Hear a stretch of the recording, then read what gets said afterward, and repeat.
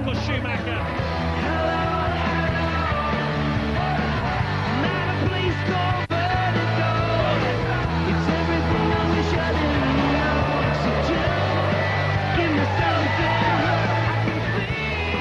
Hang on, this is Michael Schumacher. We're not even racing.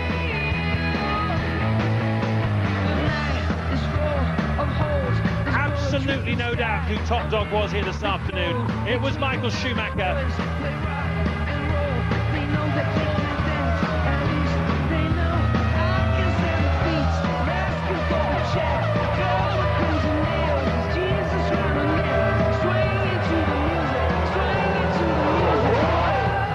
What a tremendous victory for Michael Schumacher.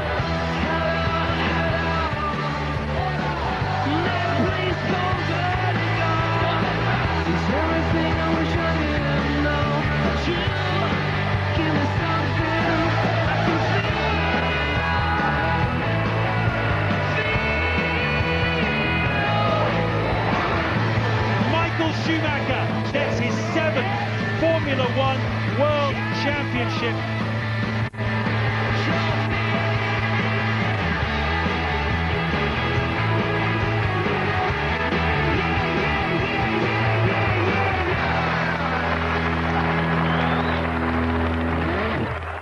Hello there, good afternoon from Silverstone. A very happy new year to you all. We've come to British Racing headquarters to enjoy the twists and turns of F1 2004, a year which ended with a massive slice of Christmas cheer. The news that this historic circuit will stage the British Grand Prix for the next 5 years and hopefully many more after that.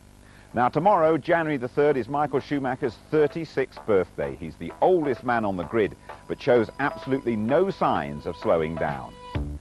Herr Schumacher won a record 13 races, including the British Grand Prix here. That's 72%, 7 in a row mid-season, 15 podiums in 18 starts, 8 poles, 10 fastest laps. The 7 times world champion has rewritten the record books in 13 years in F1, 83 wins, 1,186 points. He's closing in on Senna's record 65 poles. So, how does Schumacher himself remember 2004? Very mixed. Beginning of the season, a lot of fear, because we thought it's going to be a very tough season. Last test before we actually went to Australia, suddenly we felt very comfortable and competitive, and then we had done the first races extremely well, races where we thought we would look on the edge. We were able to win.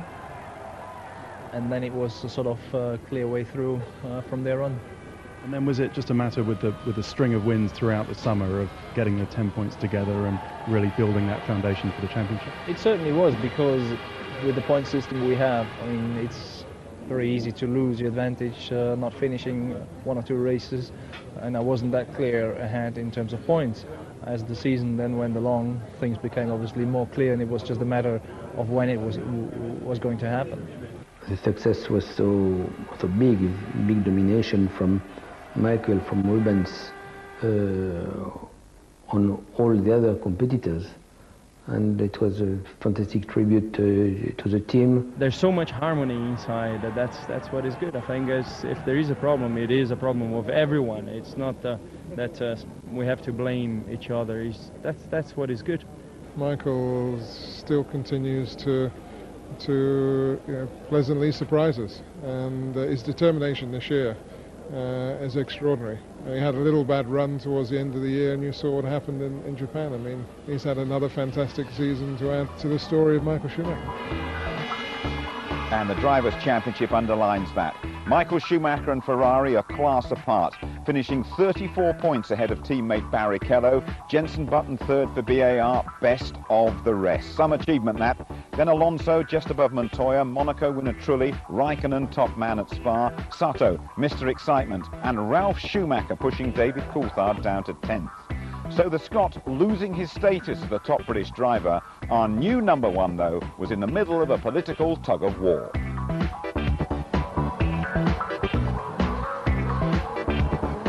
The story of the season surrounded Jenson Button and his BAR team. Second only to champions Ferrari, BAR made massive improvements.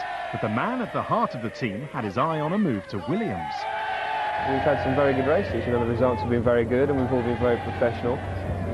It's not that I didn't want to drive here, it's just that I wanted to be somewhere else. Button's decision stunned Formula One. BAR tried to block the move by taking the case to F1's Contract Recognition Board. They won. Williams will have to wait. But nobody came out of the episode unscathed, and within the team, bridges needed rebuilding. I think it's actually probably going to improve our relationship. Jensen's a highly competitive driver. I'm highly competitive in my environment. But I think together, when we can combine our talents, I think we'll be formidable.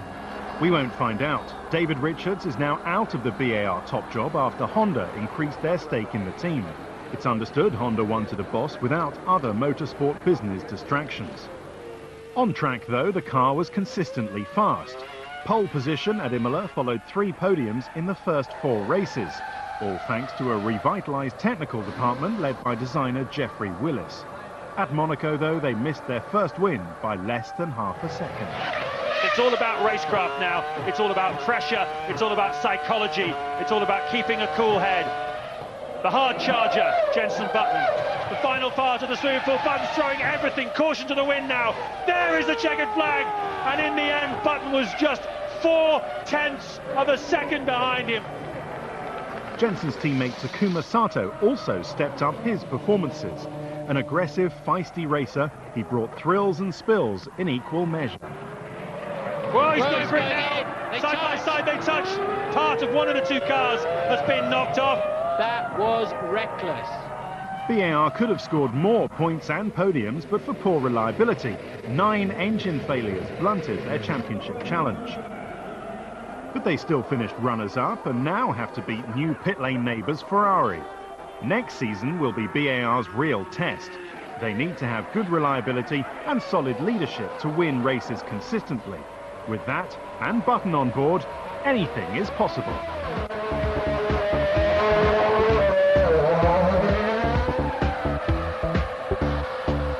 McLaren struggled to achieve a race win in 2004, let alone mount a championship challenge.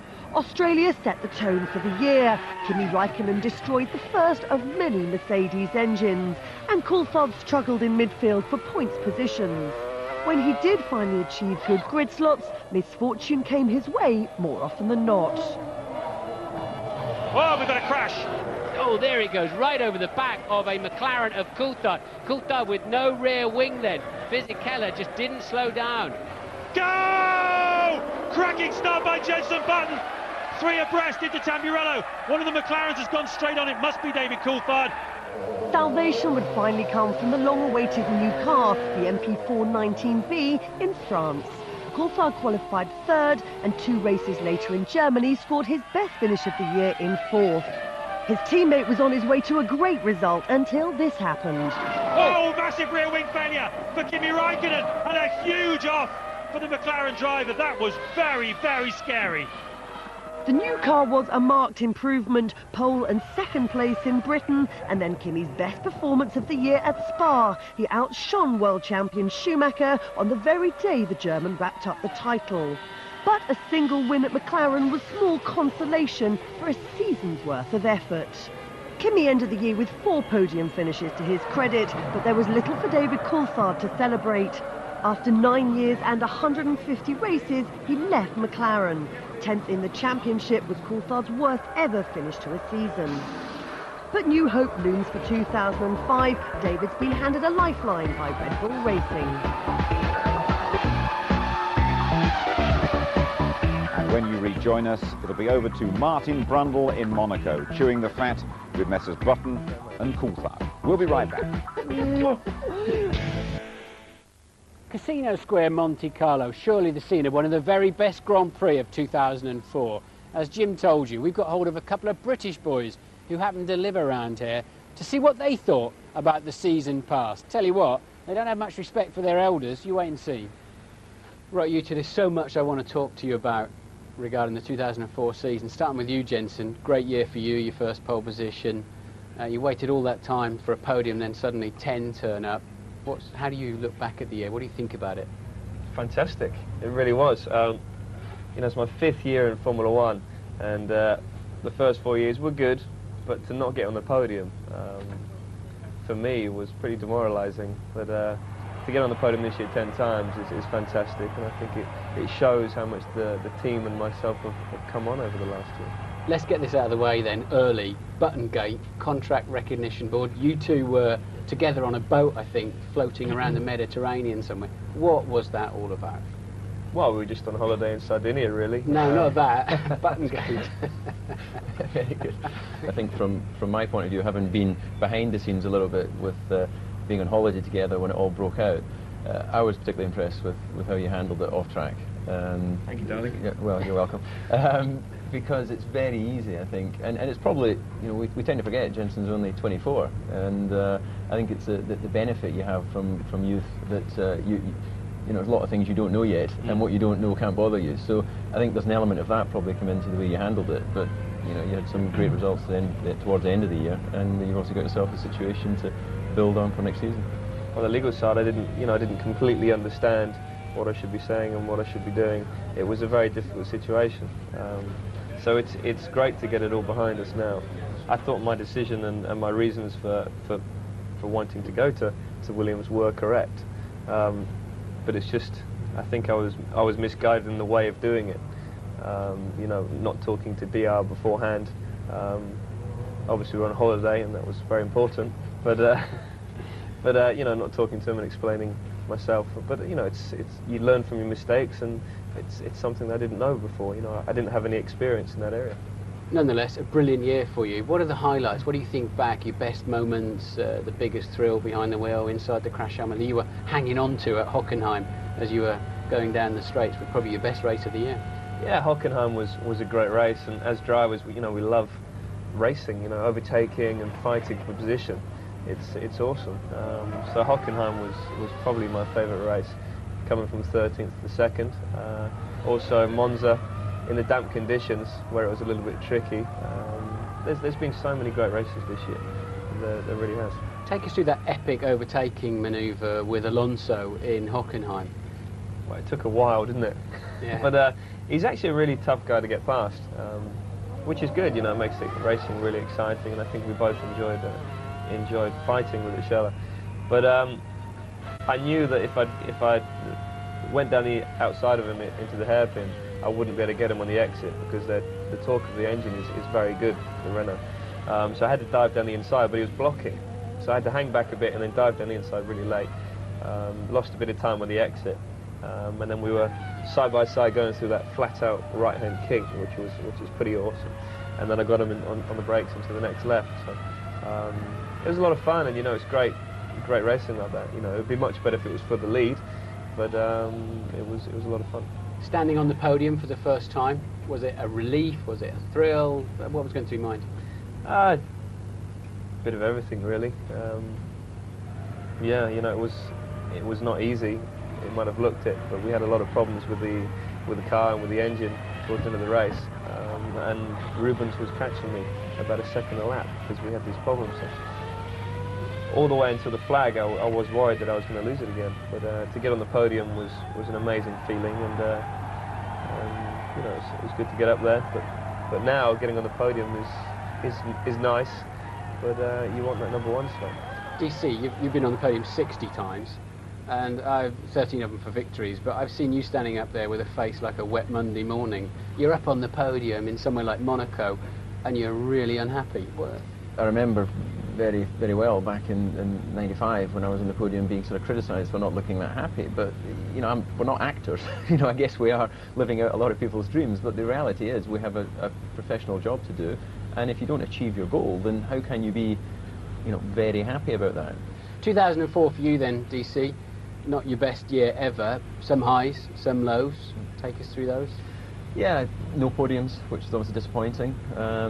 You know, I think that I was able to improve on the difficulties I had in qualifying through 2003. Obviously, this one-lap qualifying really started to catch me out. And it's like any of these things, you know, the more you try not to think about a particular issue, the sort of bigger it becomes in some respects. But I think I was able to improve on 2003, but still not good enough. So clearly that's an area that needs to be worked on. Well, let's get on to qualifying 2 gate then for you. You were quick in qualifying 1. You've been on pole a number of times. Where did it go wrong in Quali 2? Well, I think that obviously all the sessions are analysed, and you know, we can see very clearly that the pace is there. So I haven't lost an inherent pace to drive a racing car quickly. But when it comes down to that one lap where you have to absolutely perform, you know, if you come a little bit mechanical, then if you don't flow, if you're not absolutely in that relaxed zone, then as a driver you can very easily lose half a tenth at every corner, and that's where it slips away. The fact is you out-qualified Kimi 6 times. You did have a good grid slot in Manicourt and Spa. Take us through Spa. You did something in Spa that I think most drivers would challenge themselves. Would I do that? Could I do that?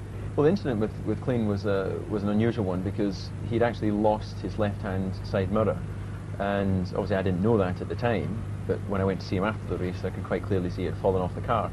And as Jensen knows, when you're making an overtaking manoeuvre at high speed, slipstreaming someone, you're travelling at whatever, 300 kilometres an hour at that point, you rely on the other driver maintaining a position, because you literally pass within inches of the rear of his car.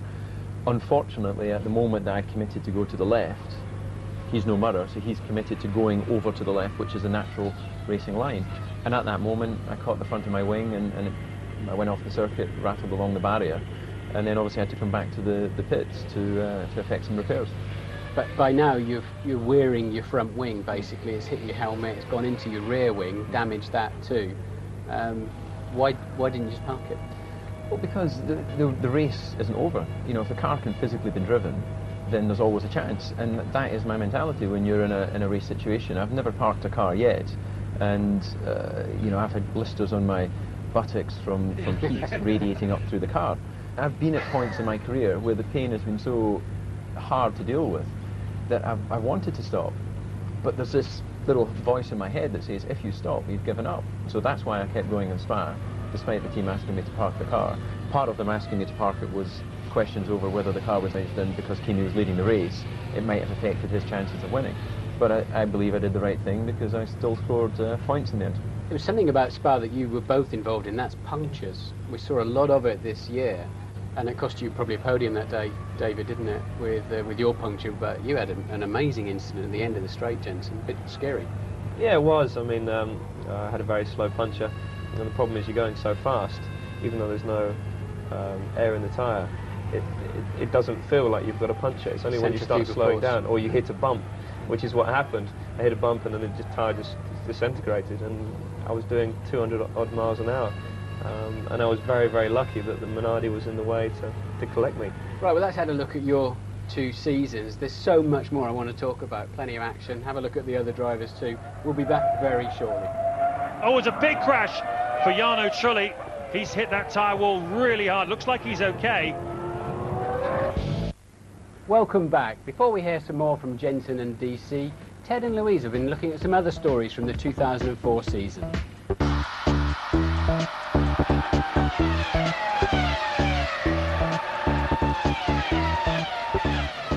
It's goodbye, Jaguar, and hello to Red Bull Racing. The Austrian-based sponsors have become team owners.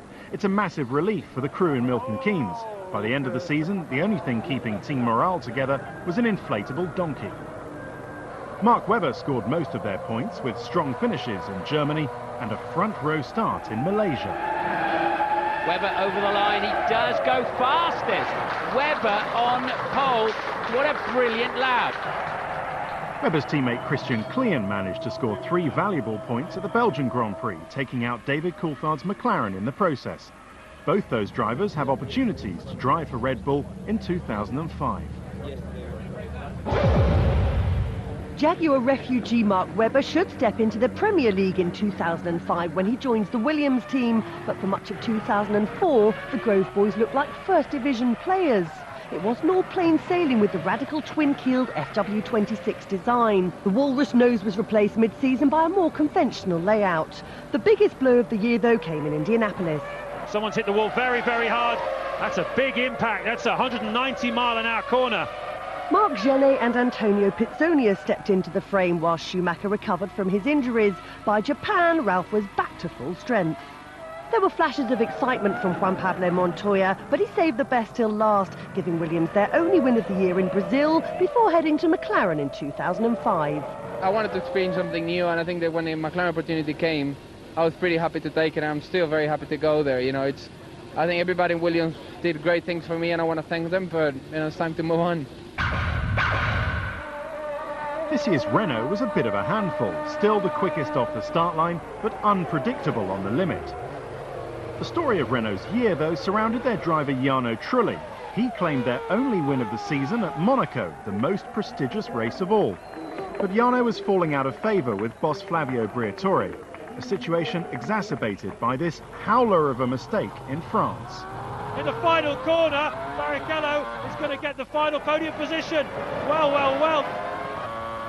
At the next race in Silverstone, he crashed heavily and from that moment would score no more points for the team. With the atmosphere poisoned, Jarno was sacked and replaced by Jacques Villeneuve. Fernando Alonso was more successful in hitting the car's sweet spot, but with just 4 podiums from 18 races, both he and Renault expected more. It wasn't just the engine in the C23 that appeared to have something in common with the Ferrari. Sauber's 2004 car looked the part, and in the hands of Giancarlo Fisichella proved a handy little mount, getting 4th in Montreal. Fisichella drove his socks off this season and earned a Renault drive in 2005. Felipe Massa was exciting to watch. He put in some good performances, but failed to attract the same attention as his teammate, despite equalling Fisichella's best. The 2004 Toyota had some basic design problems, which meant the car was inconsistent. A good result one week was followed by the car conking out on the start line the next. Toyota replaced both drivers during the season. Olivier Panis retired from racing, while Cristiano Di Matta walked away from Formula One disillusioned. The team's greatest opportunity wasted was at Spa, when Zonta's engine blew while in 4th place. Toyota finished the year with Jarno Trulli, feeling more at home here than he did at Renault. With Trulli and Ralf Schumacher on board for 05, Toyota must soon start getting results. Last season, Jordan won a race. This year, they were battling to stay off the back row of the grid. Lack of finance, lack of power, the team were a shadow of their former selves. Nick Heidfeld tried his best, and his best was good, but Giorgio Pantano failed to shine and lost his seat to this man, Timo Glock. Despite securing Toyota engines for 2005, the future remains uncertain for Eddie Jordan and his team. There's a lot of work to do if they're to make it to Melbourne. Minardi's season was touched with sadness following the death of their sporting director, John Walton. John was one of the most popular and respected figures in Formula One. The pit lane and paddock are poorer places without him. It was thanks to John's pit wall strategy that Minardi scored a point, Zolt Baumgartner at the US Grand Prix. But no points, just trouble for teammate Jimmy Bruning. With engine suppliers Cosworth finding new owners over the winter, Minardi's future is now a little more secure. Plenty going on there then. Let's talk about Juan Pablo and Ralph at Williams. Both drivers knew they were leaving the team at the start of the year. They tripped over each other at the Nürburgring. How unforgivable is that? Well, I mean, you can't just always look out for your teammate on the circuit and try and avoid them. There are times when you are going to come together because you're in the same car. You should be starting very close on the grid if you're running the same strategy. So there are times where you're going to have an accident.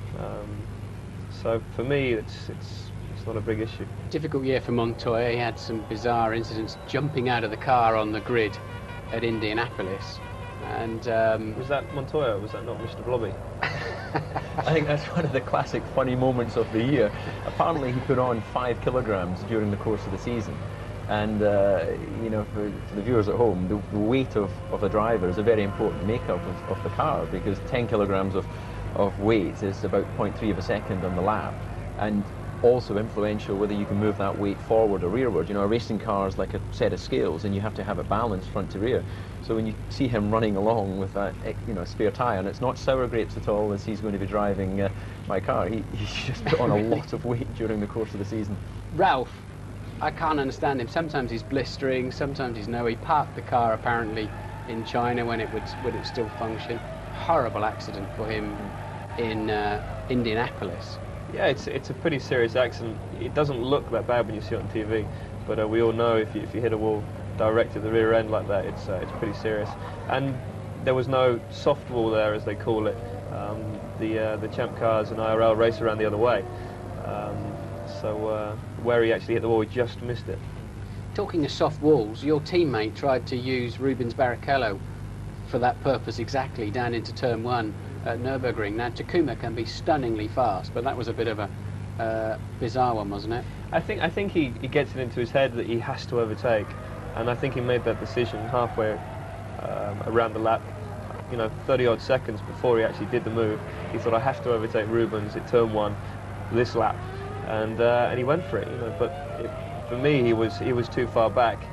Rubens didn't know he was coming, and he didn't know until he hit him. I agree with you. I come from the school of thought that what Takuma did was basically just throw it open to, I'm coming through or we're going to crash. And I think that's unacceptable, because it is a non-contact sport. There are rules to the sport that we're trying to race within. So I think the stewards should have done something. I can also see there will be people who say, shut up, David, it was an overtaking manoeuvre, the guy achieved his goal. Takuma had a lot of blow-ups though. Why was that? Why was his engine less reliable than yours? I thought it might be the other way around, with a Japanese driver and Japanese engines. Well, I'll let you comment on that one. Difficult for me to comment, really. But he didn't have as many failures as people think. I think it was 5 mechanical failures throughout the year. But the problem is they were so big that you really saw them coming. I mean, the one here in Monaco. Yeah, just a few hundred meters over there. Back was pretty huge. You don't have blow-ups bigger than that, and it was obviously a very dangerous situation. But what can you do? You got caught up in that, David, didn't you? You were knocked out of the race, and you were pretty unhappy about it, Simon. Well, I remember saying at the time that, because knowing that Mercedes are able to look at the monitors and see whether there's something going wrong with the engine real time, so they can usually see that the engine's losing pressure in one of the cylinders or overheating, and advise me beforehand. So I presumed that the Honda engineers would be able to see that on Sato's car, and if that was the case, I just felt it was dangerous to leave him out there. They responded by saying that it was an instantaneous failure, there was no warning, so that's just one of those things. But from my side, coming into to back into a wall of smoke, it was just frightening. You cannot see a thing. So I just literally tried to stop the car, pull to the inside, so avoiding anyone hitting the back of me. But unfortunately, Giancarlo pulled to the inside as well and didn't slow down quite as quickly and managed to roll the car upside down. Takuma's great to watch. We all enjoy seeing him. He's got enormous speed, hasn't he? He's challenged you from time to time, his ultimate pace. If he harnesses that into something a bit more constructive, he's going to be awesome, isn't he? His style is what it is, and that's it for me. He has done a great job in some races, but it's the consistency really he's lacked, especially in 2004. But I don't know what's going to change for 2005 really. But he has been quick, and I'm sure people love watching him driving, because he is quite ragged, and at times he is very, very fast. Let's talk about your teammate, you see, Kimi Räikkönen. He really stood up in the seat in Spa, didn't he, for that win? Yeah, the victory in Spa was an inspired result. That obviously was timely, because McLaren Mercedes had such a bad start to the season. I remember people in the media questioning whether he'd be able to deal with the disappointment of having an uncompetitive car. But I think the reality is that he's relatively young in terms of his career.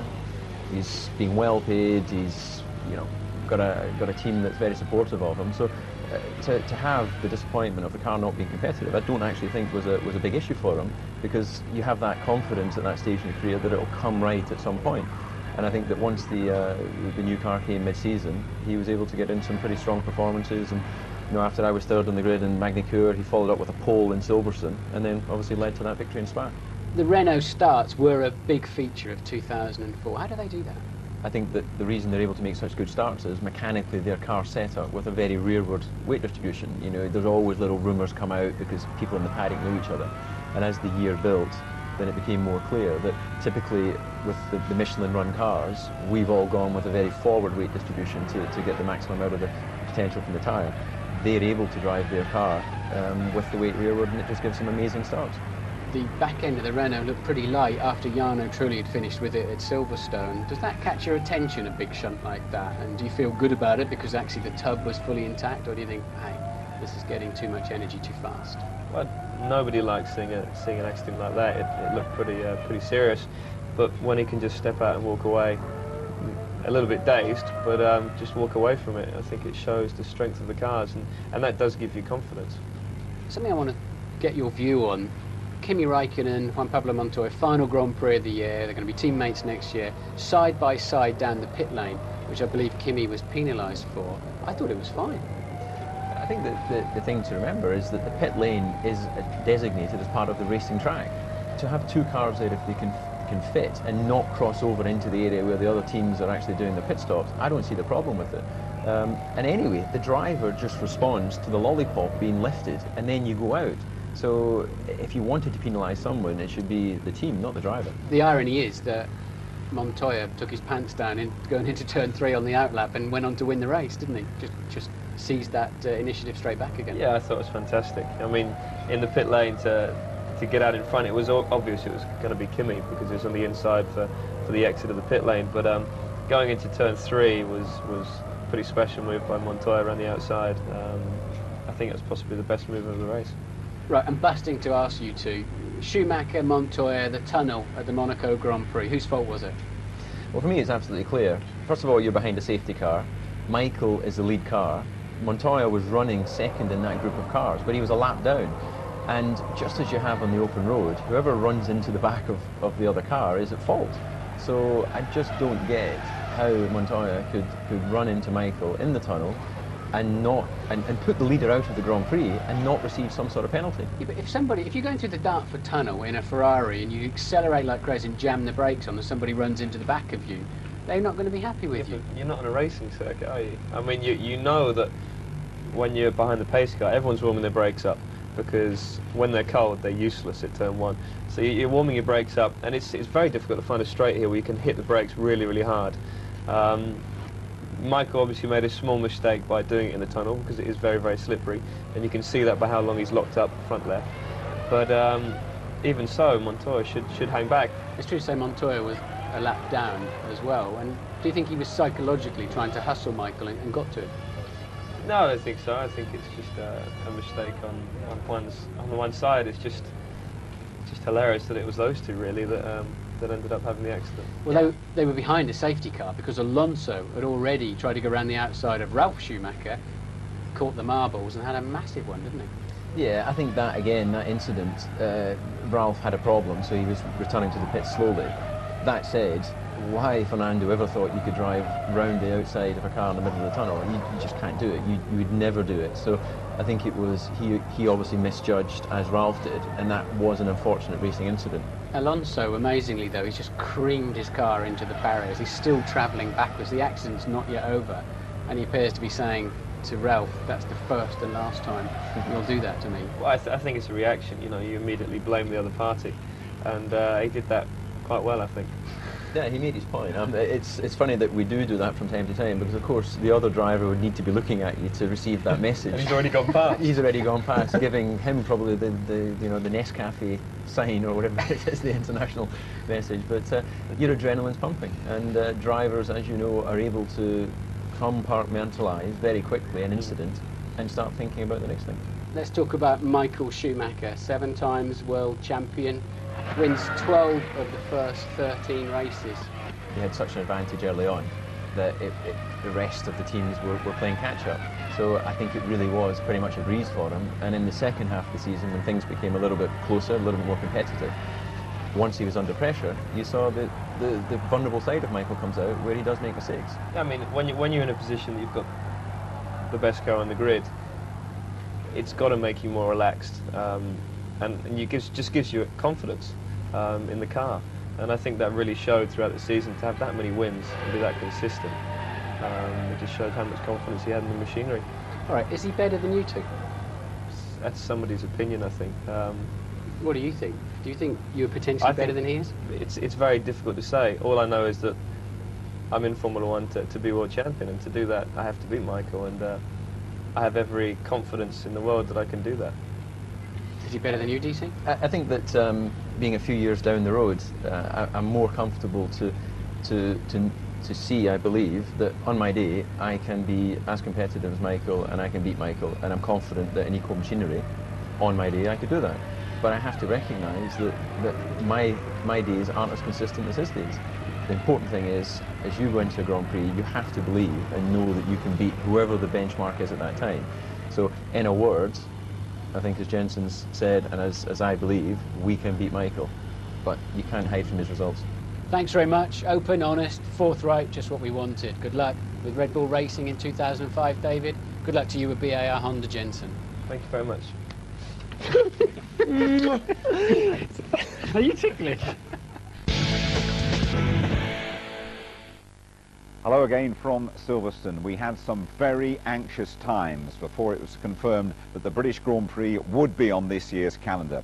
The British Racing Drivers Club, the BRDC, the circuit owners and F1 Supremo Bernie Ecclestone seemed miles apart until a deal was done on the eve of deadline day, December the 10th. We'll be racing here on July the 10th. It's the busiest season ever. 19 Grand Prix weekends starting in Australia in early March, long hauls to Malaysia and Bahrain. The European season kicks off in Italy. We have 6 back-to-back races. Turkey is the only new venue in 2005. It's a new facility close to Istanbul. We're there after the mid-season break in August. That'll be hot stuff. After Monza, it's Brazil, and we finish in the Far East with trips to Japan and the climax in China. Well, I've been joined by Alex Hooton, Chief Executive of the BRDC. Alex, how relieved are you that we will have a race here this year? Well, we're very relieved indeed to have brought to an end a very long and protracted series of negotiations to a really satisfactory conclusion. Was there any stage in those protracted negotiations when you despaired? Well, we started off in Monaco in the spring and we worked throughout the whole of the summer. There were obviously a lot of ups and downs. I don't think I ever despaired, but there were 1 or 2 times when I wondered whether we might have to lose the race to get it back. How big a blow would that have been to the British motor racing industry? It would have been a massive blow to the British motor racing industry. It's a £5 billion industry. It's leader in the world at the moment. And if we'd lost the race, I think that would have started to erode the position of preeminence that we've got. Now, you will know you've got to do a fair bit to bring this place up to scratch with the rest of the world. We've got a lot to do. I mean, you can look back over my shoulder here at these facilities. They've got to be upgraded. We've got a high-tech park over there that needs upgrading, and we really need to turn this place into a 365 days a year destination. What changes can we expect then before the race? Not many, I would think. Before the 2005 race, there won't be many significant changes at all, but after that, the face of this place will change a lot. And Silverstone, the home of the British Grand Prix for 5 years, and hopefully a few more after that, eh? Hope so, very much indeed, yes. And now we've got 5 years of stability, we should be set fair for the future. Alex, thank you very much indeed. So Martin will be strolling down the grid here in July. His grid walk has become an essential and unmissable piece of action on every Grand Prix weekend. From the moment he takes his first step in Melbourne, you'll learn to expect the unexpected. Thank you, Jim. Hello, everybody. Well done for getting up this early in the morning, you crazy lot. What on earth are you doing? But I love your love of this sport. I hope I'm not just speaking to your video recorder here. Pasquale, can you muscle in here? Because, like, ITV is more important than all this lot. Hi, Simone. How you doing? Bernie the Bold is wandering around here somewhere. We're not sure where, and he's not the easiest man to see. You want to give me a bit of a slapping? I just love you. We admire you, darling. Without you, Formula One, I don't know where I will be. Fernando. Fernando? No, he's going to get in the car. He's not ready to talk. Where is the Crown Prince? I'd like to have a quick word with him. Sir, how are you? Good to see you. Well, nice to see you. Hello, sir. Very pleased to meet you. There's King Abdullah of Jordan, apparently, so we seem to be slightly sidetracked. Are you with me, Andy? Good. How are you, sir? So, it's finally happened then. Here we are. Over dinner, you were doubtful, but now it's finally happened. Apparently there's some drivers on this grid, believe it or not. I need to make a note of all those kings I've just met. Jensen, we've got a few mutual friends here, a few million actually. Just want to know what's going through your mind right now, sitting here on pole position. We're going to have to really fight our way in here. Sorry. Janu, quick word for ITV. It's difficult to see the wood for the trees. I'm sorry, chap, I'm coming through. whether you like it or not. Sete Gibino has found me. I like people who do that. How are you? Congratulations on your great win. And it looks like we're about to meet the king. I'm sorry. Mr. Abramovich, is he interested in coming into Formula One? Are you asking me or asking him? I'm asking you to ask him because I believe he does. Just to see, just to watch what's going on. Okay, have I got any time left? Your best grid slot of the year, are you confident? You haven't got any tyres scrubbed, you don't really know the car? My best grid slot, apart from Magny-Cours, where I was third. But, so, yeah. Looks like your manager should talk to the media a bit more, fill us in. Well, absolutely. Your grid walks, obviously you weren't always on the money. I understand that you're under some pressure, but also we're doing, in some of them, a good impersonation of Montoya's dad with your tight t-shirt tucked in. And also a little bit of Simon Cowell with the old trousers up around your nipples. All right, I'll get them down by my knees for the next one, but, you know, be careful because what goes around comes around, you know, when you're 20 years older. It's all right, my old man does it as well. My old man does it, so it must be cool. Martin will get his own back on those two. You can absolutely guarantee that. Be sure to watch out for our preview show before we return in just 2 months' time, when I'll be swapping the chill of Silverstone for the warmth of a late Australian summer in Melbourne. We'll see you then. Bye-bye for now.